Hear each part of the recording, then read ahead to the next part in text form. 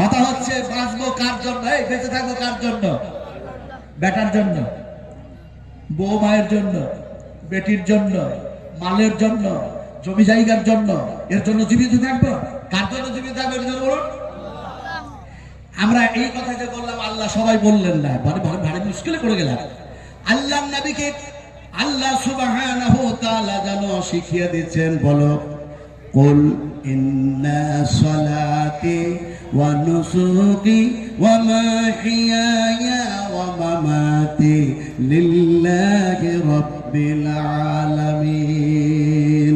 আমার সালাত, আমার যেন এমনি করে নামাজ, এমনি করে যেন আমার রোজা, আমার যেন জীবিত থাকা, আমার মরে যাওয়া, আমার কোরবানি, যত যাবতীয় যা কিছু আছে, লিল্লাহি রাব্বিল আলামিন, সমস্ত সবকিছু আল্লাহকে রাজি করার জন্য।